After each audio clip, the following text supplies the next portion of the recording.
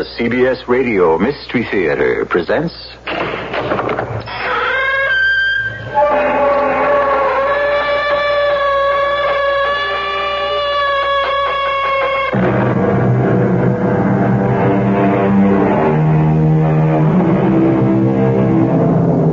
Come in. Welcome. I'm E.G. Marshall.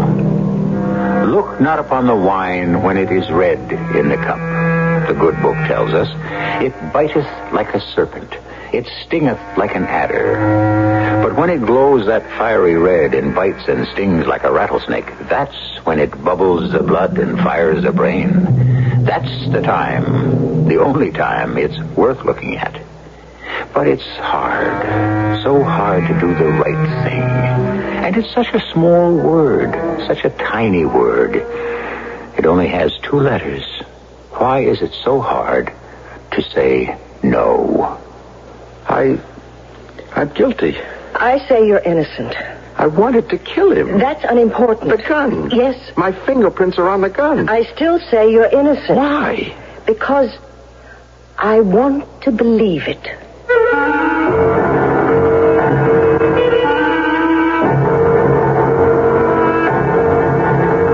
Our mystery drama, Little Green Death, was written especially for the Mystery Theater by Sam Dan and stars Kim Hunter. It is sponsored in part by Buick Motor Division and Contact, the 12-hour cold capsule. I'll be back shortly with Act 1. The standard engine is a V8. Standard tires, steel-belted radials. There are front and rear stabilizer bars, special springs and shock valving, fast-ratio power steering, and a rally steering wheel. What makes all this interesting is that it belongs to a full-size 6-passenger Buick, the 1977 LeSabre Sport Coupe. You'll have to drive it to believe it.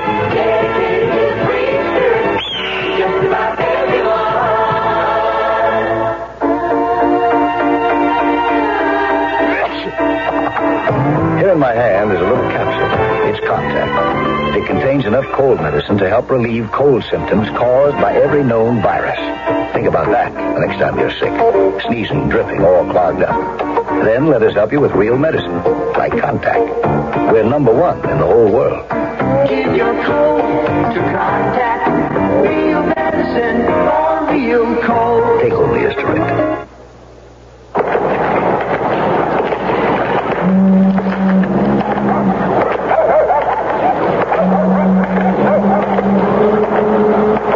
How do you do? And now, a tale of what happened when last I walked these streets. What's the trouble, lady?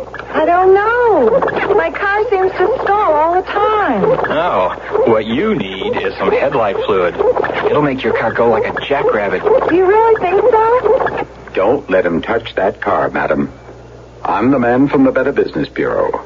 Make sure you know that the repair firm you do business with is a reputable one. There isn't any such thing as headlight fluid. And if you had read your owner's manual, you'd know this. Oh, I can't believe it. And he seems so nice. And that's the way it was.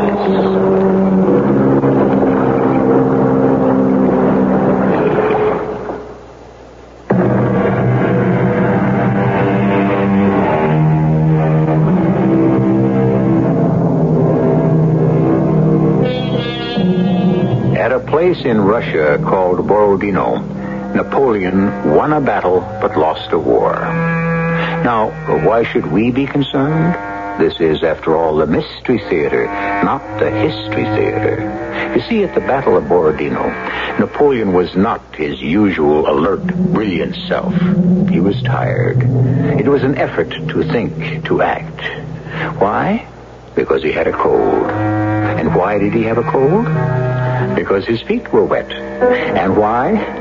Because his orderly was drunk the night before and had neglected to make sure that the emperor would have a pair of dry boots. And so the history of the world was changed. We don't even know that orderly's name. But let us consider some other workings of blind chance. Oh, my head. You're looking at me for sympathy. Please don't shout. I'm only whispering. This time, I swear I'll stay on the wagon. till you fall off again. Look, I got it down to once a year. Once too many. Where did you go last night? Oh, boy, do I know. Well, what did you do? Do I remember? All year, you hardly touch a drop. I know. And then one night, for some reason, for no reason you ever want to talk about, you just get blind, staggering drunk. Now, why? If I could answer that. If only I could answer that. Are you going to work today? Oh, sure. Big sale. Got to open the store early. Elmer, look, about the note. Yeah, well, that's why I thought we'd have the sale. Raise cash quickly. Did you talk to Bob Kirtland? Well, yeah. About an extension? You know Bob Kirtland. He said no. But don't worry. I'll have the cash for him by next week. Sure, by giving away all the stock in the store. It won't be that bad. It'll be worse. We needed the extension, Elmer, so we could work off the debt and still have some equity. I went to see Kirtland at his country house. I told him if he didn't give me an extension, it'd mean I'd probably have to go out of business. You know what he said? Mm-mm. He said in the long run, he'd be doing me a favor. He what? He said I wasn't cut out for business. The sooner I realized it, the better. Okay, it's been a bad year, Elmer. It's not your fault. Well, I told him, and he just said it hadn't been a bad year for him. Just for fellows who didn't know what they were doing. So how did you leave it? How did I leave it? Oh, he may have said no, but is there any possibility that he might change his mind? I don't think so. Would it help if I asked him? I don't think so. Bob Kirtland is a man who's completely devoid of sentiment. Oh, don't say that. And furthermore, he has it in for me personally. Now, that's where you're wrong. Bob Kirtland never gets personal about business. Yeah, well, I think that's changed. What do you mean? I got a little personal about Bob Kirtland last night. Elmer. I couldn't help it. I saw all those years of hard work and every dollar we have in the world going down the drain and... And what? Well, I guess I told him off. Oh. I called him a vulture. A vulture? And then I stopped off at Sid's and had a drink. Mm-hmm. And then another drink. I see. That's all I remember, really. I'm sorry, Lucy. I'm really, really sorry. All right. Well, you are going to pick up the phone and call Bob Kirtland, and you are going to apologize. Now, wait just a minute. It has to be done. Not after what I said to him. Especially after what you said to him. I've got my pride. Yeah, pride is an extravagance you can't afford. That's what he wants to do, make me crawl. He is a meticulous man. The floor is clean in his house. I won't do it. I'll dial his number. Oh, now what do you suppose that is at this hour of the morning? Well, don't stand there, Elmer. Open it. Good morning. Sheriff. Oh, it's you, Sheriff. Yeah, I'm afraid it's me. Well, that doesn't sound so good. Well, come on in anyhow. We see you once a year. Each time after Elmer's had his little evening.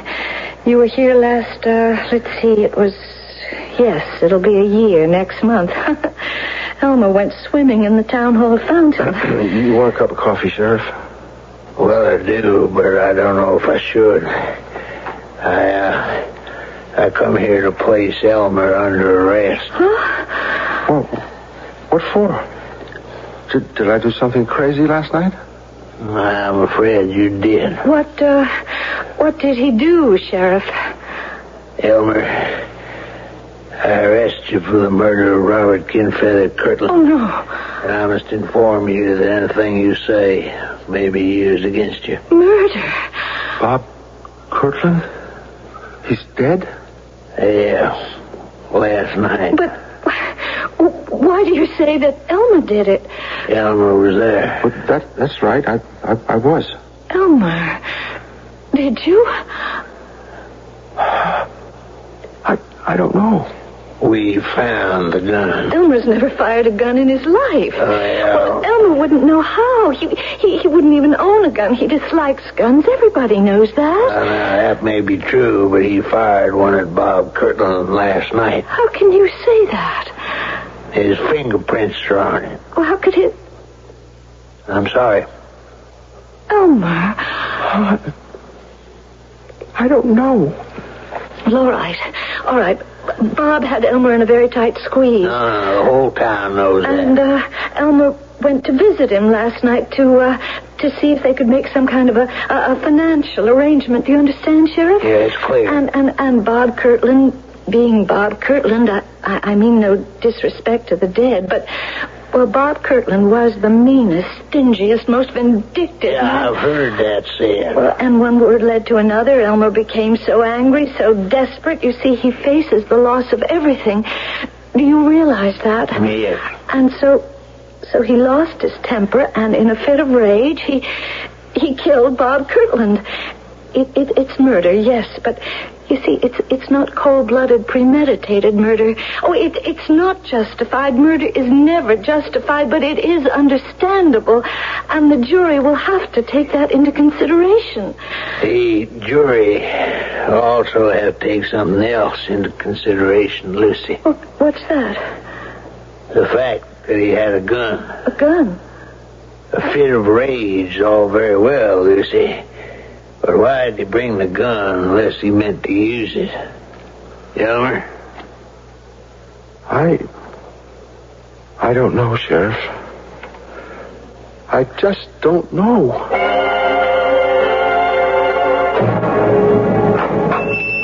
Lucy. Well, I didn't think you'd be in the store today. I can't afford not to be in the store, Phil. I want you to know I'll do everything I can. Thanks, Phil. I don't believe Elmer could have killed Bob Kirtland. Oh, they've got a gun with his fingerprints. I don't care about that. Do you believe Elmer's guilty? It's crazy. Elmer's the sweetest, most gentle human being in the whole wide world, but maybe once a year when he starts drinking... I believe he's innocent. Oh, Phil, you and Elmer, you're two of a kind. No, we're not. We're friends. We're buddies since kindergarten. But I'm not like Elmer at all. And you know that. I'm practical. But he's a dreamer. I'm down to earth. I've made money, a lot of money. And it's yours. Yours and Elmer's. Oh, no. What do you mean, oh, no? I'm Elmer's friend. I'm your friend. You should have borrowed the money from me in the first place instead of going to Bob Kirtland. Well, you don't borrow money from friends. Now, look, Elmer needs a lawyer. Well, I thought I'd ask Lou Ballantyne. To do what? Lucy, this is a murder case. I know, but Lou is very good. Sure, at drawing up contracts, writing wills, but he's never, ever defended against a murder charge. Yes, but still, It's like it is with doctors. You don't go to a psychiatrist to take your appendix out. Now, you need a lawyer who specializes in murder, and you're not going to find one in this town. I just don't know what to say then. I do. I've engaged a lawyer for you. You have? You need one of the best lawyers in the world, because that jury is going to be afraid to acquit Elmer, or even to let him off easy. How can you say that? Elmer grew up in this town. Everybody knows him. They'll be fair. Melissa Kirtland is on her way home from Europe. Her father's dead. Now she owns the town. Well... Lucy, look, I forgave you for marrying Elmer. But she never forgave Elmer for marrying you. Now, that's why you need a lawyer who can keep the judge and the state's attorney and even the jury on their toes. Oh, Melissa wouldn't... Wouldn't what? Oh, Lucy, you're a very sweet and decent person, but you shouldn't judge everyone by yourself. On that jury, you'll have shopkeepers, you'll have farmers. They won't be out to alienate Melissa Kirtland, the richest woman in the county. But Elmer wasn't himself. Everybody knows he wasn't himself. It'll be tried before Judge Gary. Judge Gary is fair and honest. And Jerry Holt, the DA, would like to run for governor. The Kirtland family has been the biggest contributor to the party. Phil, I don't know what to do. You don't have to do anything. We'll make sure Elmer gets every possible break. I've already engaged a lawyer from New York. I don't think any lawyer could help. This one can. She's never lost a case. She? Oh, come on now. Are you prejudiced because she's a woman?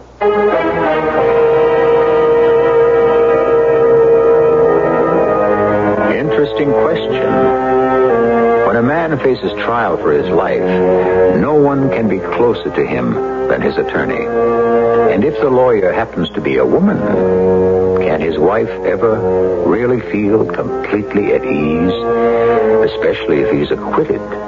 It means that the most important thing in his life will have been done for him by another woman. I just bring this up as a bonus. I'll return shortly with Act 2. This is Howard Cosell introducing the one subject about which I cannot speak with authority, CB radio, but I'm not alone. Therefore, for everyone who hungers for knowledge, I question General Electric. Their answers make it apparent why GE is expert in CB. Listen to the words of Jim Tillman, GE CB Engineering Manager. Jim, give me one good reason to buy GE CB. Performance, Howard. A hackneyed phrase. Be specific. Okay. There's been much speculation that 40-channel units have less power than 23s. However, GE's 40-channel models are engineered for maximum allowable power and exceed FCC guidelines on interference. Maximum allowable power? Sounds like my good wife, Emmy. But seriously, Jim, it argues persuasively for GE CB. Performance, another reason to buy GE CB. This is Howard Cosell saying GE. That's more than you can say about any other CB. When I was a little kid, I didn't worry at all about taxes. Thought my daddy did. Then, when I graduated from high school, I started to earn money and pay taxes myself. Actually earned enough to take some business courses. And then I opened my own carryout shop. Eventually, that one shop became 14 carryouts, spread all over the city. Well, now I'm retired, and since I'm over 65, I'm eligible for special income tax benefits, like an extra $750 exemption, special provisions when I sell my home, and even a credit for the elderly. The Internal Revenue Service has a free booklet that tells you all about tax benefits for older Americans. Use the coupon inside your tax package to order it. You'll be surprised how much help it'll give you. Sure helped me. Well, if you say so, Granddaddy. Yeah, I say so.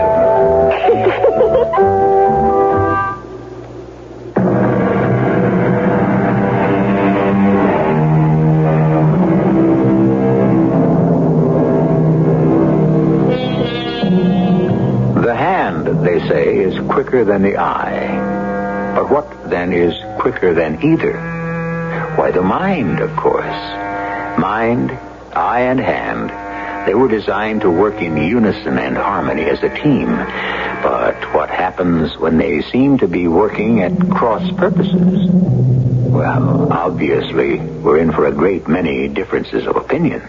Lucy, this is Miss Adelaide Gordon.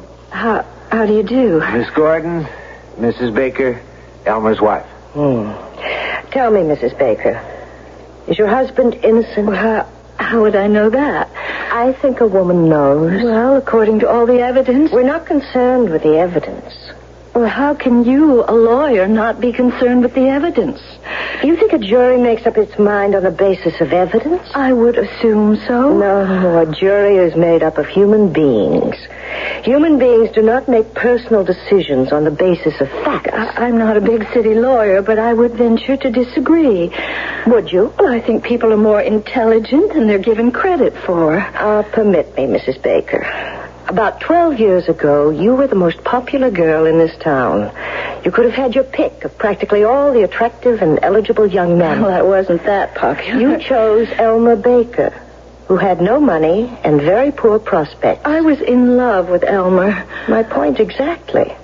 The most important decision you ever made in your life had nothing to do with facts, evidence, or logic. Well, you're not alone. People don't change the habits of a lifetime just because they happen to be sitting on a jury. They'll believe what they want to believe. But in a court of law, the evidence... A person sitting on that jury doesn't know what to believe. Maybe he wants to believe Elmer is innocent. But he looks at you. You're his wife. He has to see that belief on your face. Suppose he doesn't. Look, there's proof Elmer's guilty. He was there. His fingerprints are on the gun. The best thing for him to do is to admit it and just throw himself on the mercy of the court. He'll be put away for life. Is that what you want? No. You have no right to say that to me. I'm just telling you how I feel. Your feelings are of no importance. Elmer is my client. He becomes the most important person in the world to me. I don't think that Phil did a wise thing in engaging you. You don't? This is a small town. You have a brilliant reputation. People will resent your presence here. They'll feel you're the big city expert here to show up the local talent. Let's straighten it out, Mrs. Baker.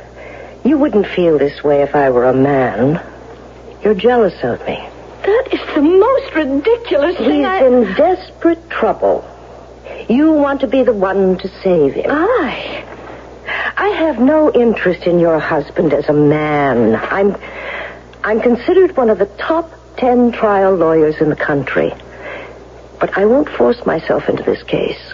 I could be on the next plane out of here. Now, wait a minute, Miss Gordon. You agreed to take the case. Mrs. Baker can lose it for me. Let the jury see the doubt and indecision on her face, and we don't have a chance.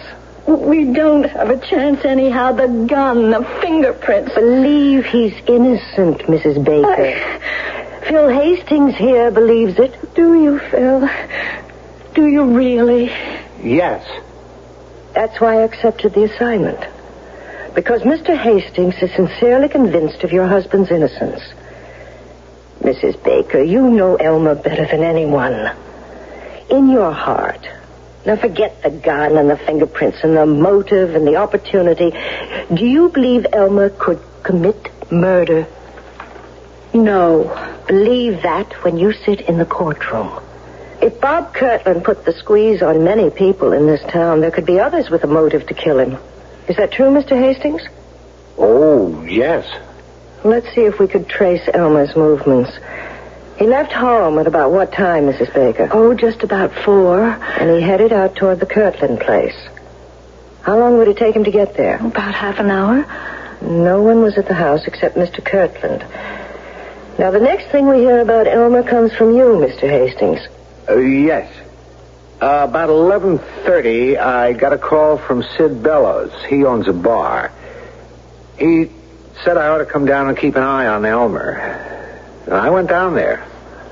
Elmer was pretty far gone. I couldn't reason with him in that state, so I stayed with him till he passed out. Then I took him home. And what time was that? What time was that, Lucy? Midnight? Mm-hmm. Midnight, exactly. I know, because there was a show on the air that had just gone off. And then what? I managed to get him to bed. He slept through the night till 7 in the morning when he had to get up to go to work. He left the house at 4 in the afternoon. At 4:30, he arrived at the Kirtland house. What time did he show up at the tavern? A little after 5. Sid will confirm that. How long would it take to get from the Kirtland house to Sid's tavern? Maybe a half hour. And he only spent a few minutes with Bob Kirtland. The coroner places the time of death somewhere around 4:30. Well, I don't know. It just gets worse and worse. Look, no matter how bad it sounds, Lucy, you just keep believing. I'll try.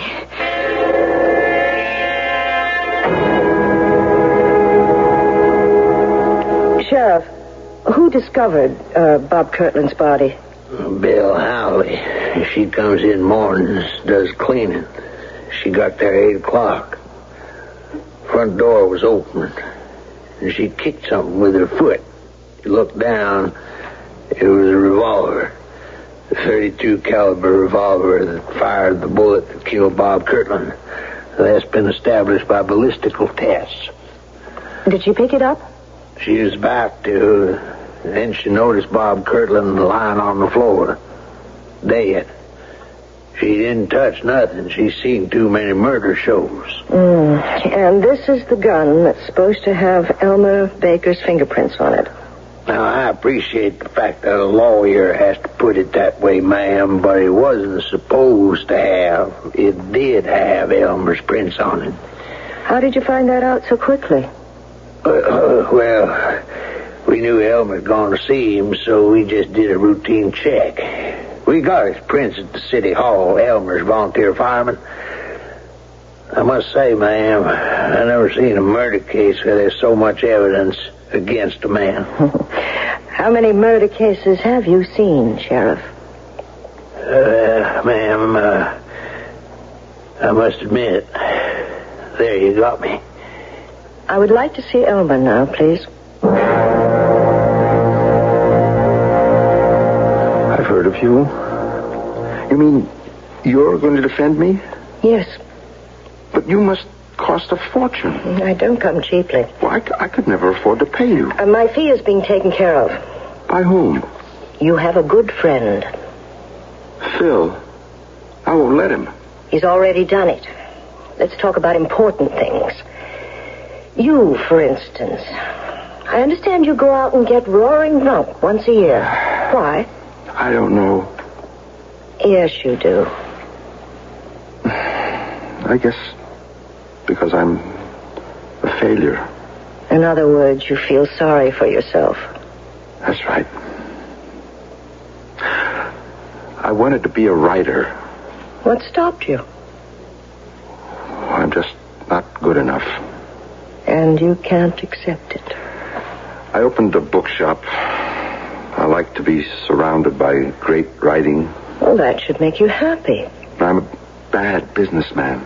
The only books I sell are those I like to read myself. Consequently... Your selection is limited. Yes.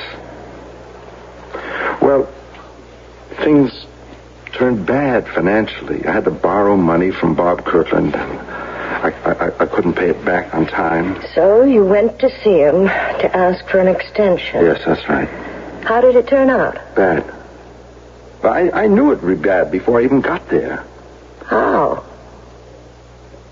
You believe in signs, omens? It depends. I have this new car. You were tight for money and you bought a new car? Well, what could we do? The old one collapsed. You can't live without a car in this town? Go ahead. Kirtland's place is across the Mule River. Yes. You've got to go over the new bridge to get there. It's a big steel suspension bridge. I don't even know why I bother telling you this. I mean, it's stupid. You never know. Well, they were painting it. They had a crew spraying this green paint on the bridge. Those fellas are supposed to be careful, but I got some paint on the grill of the car. Paint? Well, it wasn't much. It was just a couple of drops. But it was just my luck. I knew then things would go badly. And they did. I asked Bob for some more time. He said no. Well, we had some words. And I left. Just to go out and tie one on. Did you kill him? I don't know. You were sober at the time, weren't you? No, I don't know about that either. You see, even to go and talk to Bob Kirtland took more nerve than I've got when I'm sober. So I bought a bottle, and I kept fortifying myself on the way there. As I remember, that was the text of Bob's sermon to me. Did you kill him? I must have. That's not an answer we can work with. Did you kill him? I don't know. Look, I can't stand the thought of killing. That's how I've been all my life. I'm absolutely unable to take another human life. And yet... Yes? Well, there's the gun. How can we explain my fingerprints on that gun? At this point, we can't. Let's forget it for now. You say you were unable to take a human life. Yes, I'd sooner die. But... Yes? The gun. What about the gun? Well, that's it. I can't explain that gun. What was I doing with a gun? Now, wait. Did you have a gun when you went to see Kirtland? I don't see how. But I remember a gun. You remember a gun? Yes. You remember seeing a gun, carrying a gun, firing a gun? I just remember holding a gun. There was a gun in my hand. When? That day, that night. It's gone from me. I can't really remember what happened. All right, maybe I don't want to remember. What's the difference? The fact is... everything's gone from my memory except that gun. I remember holding a gun.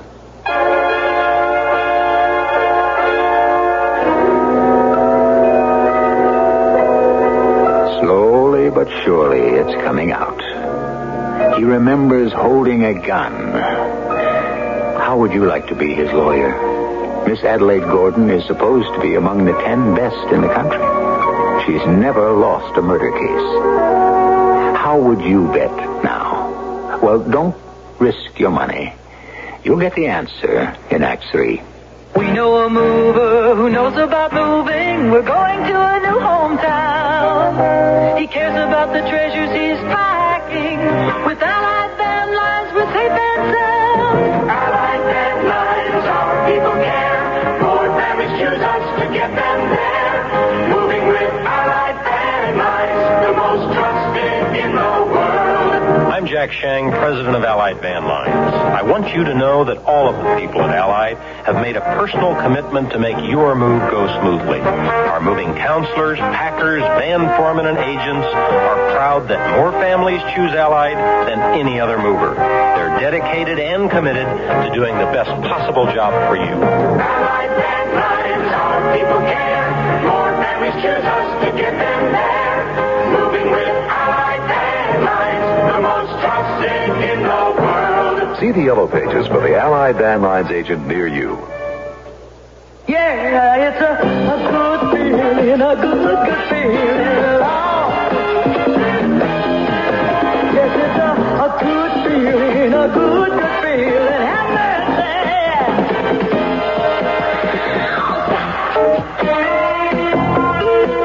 Hi, this is Lola Falana. You know, the minimum wage is $2.30 an hour for most non-farm workers. If you're not being paid the minimum wage and you think you should be, then call the nearest wage and hour office today. This message has been brought to you as a public service by the U.S. Department of Labor and this station. Hey, cause it's a good feeling, a real good feeling, getting satisfaction every day. Yeah, it's a good feeling.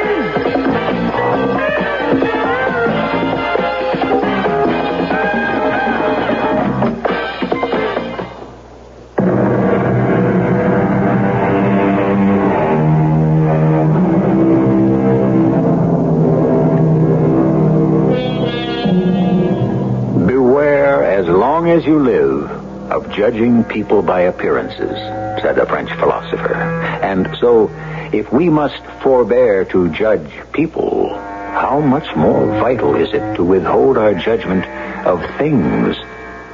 Give a man a strong motive to commit murder. Have him present at the scene of the crime. Find his fingerprints on the murder weapon. And now ask yourself this question. Would you rather be the attorney for the defense or the prosecution?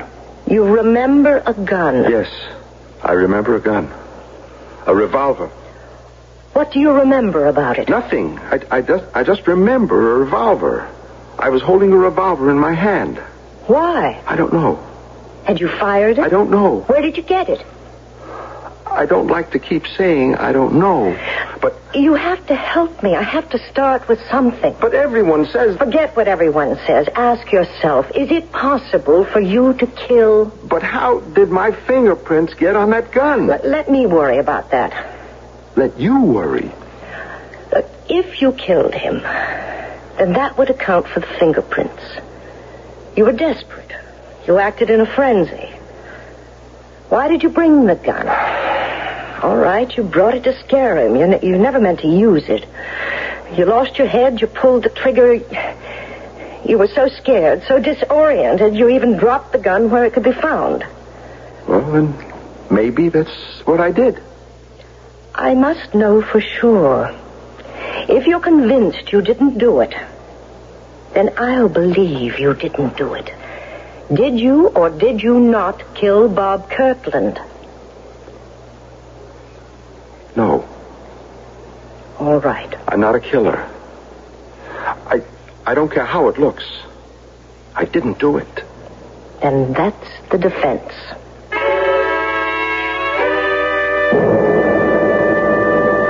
Phil, we have to talk to her. I'm frightened. She isn't doing anything. Now, maybe it looks that way, but you But don't... what? Look, she's supposed to be this big, high-powered lawyer, but she just sits there and nothing happens. The district attorney makes all the points. If I were on that jury... Lucy, it's possible there are legal issues that she's trying to get certain irregularities reversed by a higher court. What irregularities? Well, I don't know. I'm not a lawyer. Is she a lawyer? At least Lou Ballantyne is well liked in this town. What can we do? Talk to her. Maybe she can change Elmer's plea. I mean, this way he's sure to be convicted.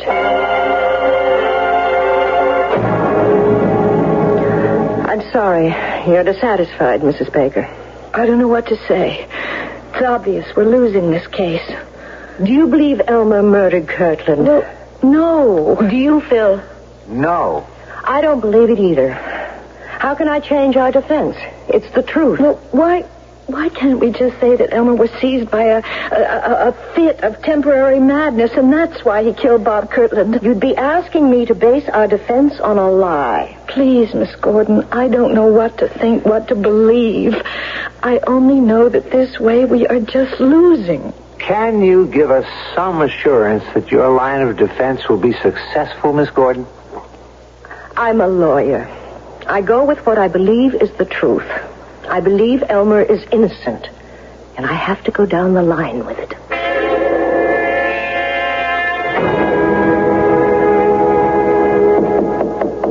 Come in.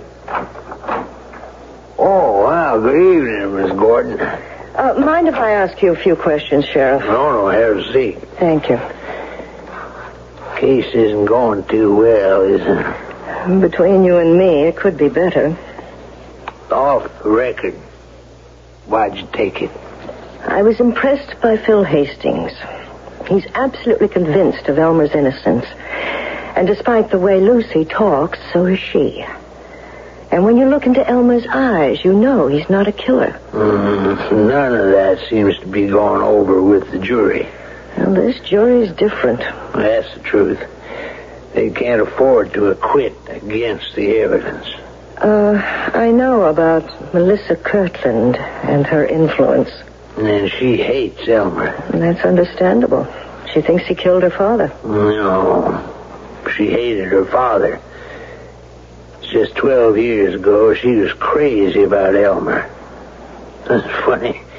The richest girl in town falling for the poorest boy. She made no secret of it. She was out to get him. But he turned her down. And she never did forgive him. He could have married Melissa Kirtland. Instead, he married Lucy. Lucy was going steady. Well, we thought it was steady with Phil Hastings. Phil took it hard. He got into a pretty bad fist fight. I don't know. I had to break it up. I guess Phil's more of a man than most folks ever give him credit for. He made up with Elmer. They're the best of friends. I see. He must have gone into hock to hire you, even though he knew it had to be for a lost cause. Why do you say it's a lost cause? Well, you're just the wrong lawyer. Well, now, no offense, now, nothing personal. It's just the way it is.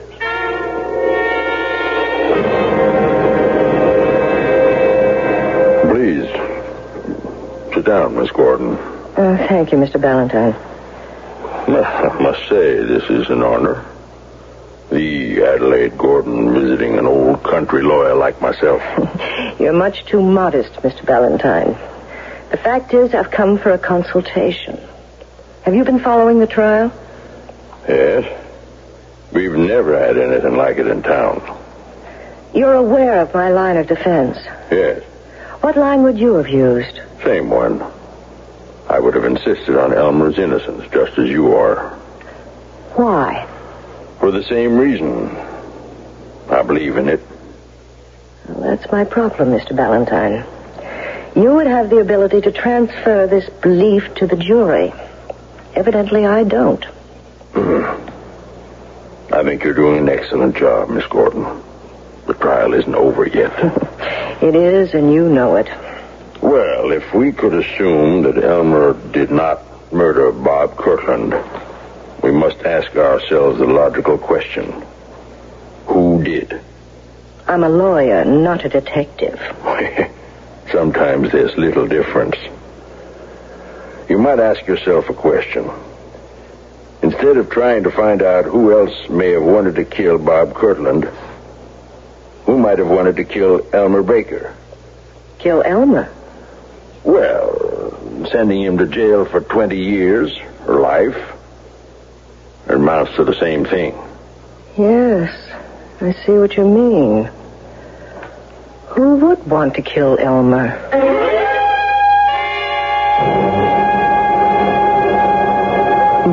Nobody. I mean, I don't have any enemies. Think. Who? You never got into a fight with anyone? No, never. Well, that doesn't square with what the sheriff told me. He said you and Phil Hastings had a terrible brawl when you took Lucy away from him. That doesn't count. Why not? Phil and I, we were best friends before I married Lucy. And even though we had that very brief flare-up, we've remained best friends ever since. Go back to the day of the murder. Oh, again? Did Phil know you were going to see Bob? Yes, he disapproved. He said he'd lend me the money to pay part of the note. And you didn't take it? I like Phil too much to borrow money from him. You left the store and went to see Kirtland. You drove all the way out there, and you had to cross the what bridge? The Mule River, the big suspension bridge. And they were painting it. Yes, that's what lit the fuse. I got this paint spattered on my grill. Then you had your interview with Bob Kirtland. And from there on, your mind is a blank. Yes. But maybe I did kill him. Look, you get to be 40, you're headed nowhere. You don't have the ability or the guts to do what you really want. No, don't even start that line of thought. Right now, we can't afford it. Your Honor, the defense calls Mr. Peter Garrick. Mr. Garrick, on the afternoon of the 25th, where were you? I was on the Mule River Bridge. What were you doing there? I was there with my crew. We were painting the bridge. Painting the bridge? Well, we were spraying on the first coat. You know what I mean, the green coat. Uh-huh. You were there from when to when? Well, we start in the morning after the rush at 10 o'clock, and we usually quit 4:30 before the night rush. You were spraying this paint, you say. Cars driving past, they could have caught some of it. Yeah, maybe a couple of drops. We keep a bucket of turpentine and rags at the end of the bridge and a sign that says, use this to remove any paint that may accidentally... I know. And you stopped at 4:30. Yes, ma'am. On the head. If it pleases the court, it is our contention that Elmer Baker is innocent. However, this leaves a question. If Elmer Baker did not murder Robert Kirtland, who did? At approximately 4:30 that afternoon, someone fired the fatal bullet into Mr. Kirtland's body. But who? It is my contention, and I intend to prove, that Elmer Baker is the victim of a plot. A carefully designed and brilliantly executed scheme that almost worked. The defense calls Mr. Philip Hastings. Me? Yes, Mr. Hastings, you. Mr. Hastings, can you account for your movements on the day of the 25th? Well, do I have to? Yes, Mr. Hastings, you have to. I left my apartment after breakfast. I went to my office, which is just down the street from here. I was busy all day. I even had lunch sent in. And then I worked late, and I went home. I brought some work with me. And then at 11, I got a call from Sid Jenkins of Sid's Bar and Grill. He said Elmer was getting a bit hard to handle. So I went there, and I calmed him down and took him home. At no time, then, during the 25th, did you visit the home of Mr. Bob Kirtland? Why would I want to? Please answer. Of course not. Then, on the 25th, you had no occasion to cross the Mule River Bridge. Well, certainly not. I say you did. What? I say you killed Bob Kirtland. What? Chancellor, are you charging Mr. Hastings with murder? I am, Your Honor. On what evidence? Some years ago, Elmer Baker took Lucy away from Phil Hastings. And that's why Mr. Hastings murdered Bob Kirtland? Yes, Your Honor. To make it look as if Elmer did it. Phil never forgave Elmer, and he bided his time. Oh, that's a lie. I would appreciate some facts, Counselor. Phil Hastings saw a sudden opportunity to be rid of Elmer Baker. With Elmer in jail and out of Lucy's life, Phil could once again woo her and this time win her. But he had to maintain the appearance of great friendship. So he followed Elmer to Kirtland's house. When he saw Elmer leave, he went inside, shot Bob Kirtland. It's a lie! Your Honor, I shall present the proof in just a moment. He knew Elmer would be staggering drunk. He met Elmer at Sid's bar, took him home, and while Elmer was practically out cold, he made Elmer grasp the butt of the revolver, which is how Elmer's fingerprints came to be on it. Well, that just isn't true. After he brought Elmer home, he drove back to the Kirtland place and dropped the revolver on the floor. What are you trying to do to me? And there was Elmer, neatly tied up for the killing. But Phil had to make sure. In the ordinary way, Lou Ballantyne would defend Elmer. Lou, who knows each one of you in this town, who could have convinced you of Elmer's innocence. So Phil decided to make himself appear a great friend by calling in a famous outsider. Not one word is true. Counselor, this is all supposition. Are there facts? Do you still insist, Mr. Hastings, that you did not go to the Kirtland house on the 25th? I never left this town. You did not cross the Mule River Bridge? Certainly not. Then, Your Honor, I suggest the court moves to the parking lot, where on the right front grille and the left rear panel of Mr. Philip Hastings' car, we will find tiny smudges of the green paint that was sprayed on the Mule River Bridge on the day of the murder.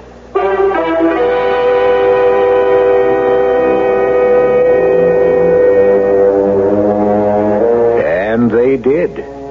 They found the tiny incriminating stains of paint exactly where she said they would. You've heard the saying, for want of a nail. Well, here Philip Hastings might lament, for the want of a few drops of turpentine.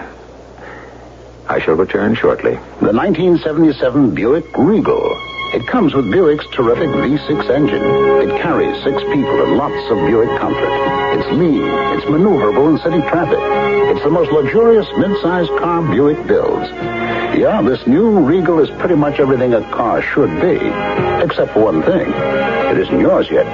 But it can be. Just see your Buick dealer for a test drive. Soon.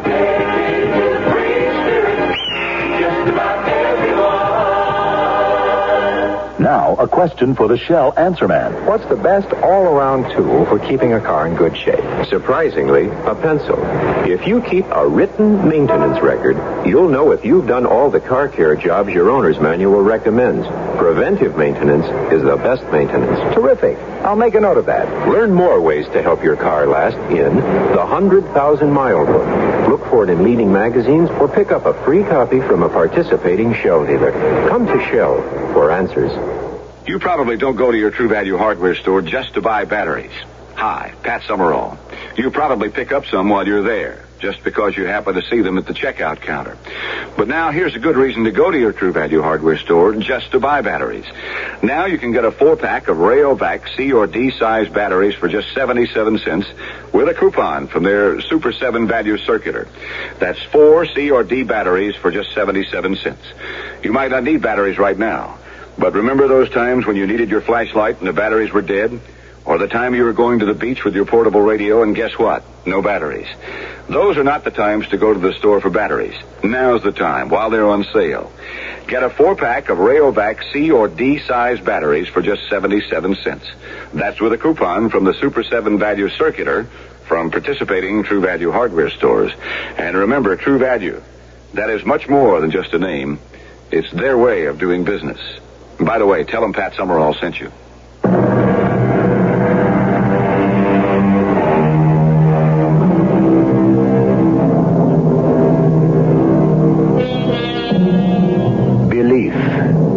Say it moves mountains, but they don't say which way. Well, you can move them any way you wish in the face of an opposition. You can do great things, provided you make sure all the little details are taken care of. If you want to commit a murder, make sure you don't leave some little insignificant, tiny, loose end dangling. It can lengthen into a noose. On second thought, don't do it. Our cast included Kim Hunter, Bob Dryden, Carol Teitel, and Nat Polen. The entire production was under the direction of Hyman Brown. Radio Mystery Theater was sponsored in part by General Electric Citizen Band radios and True Value hardware stores.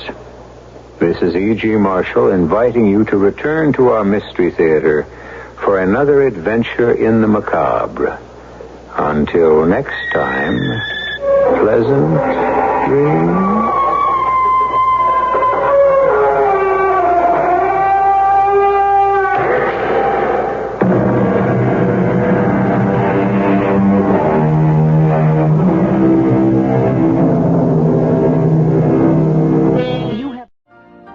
You've been listening to the OTR Gold Network. Find more classic radio at otrgold.com.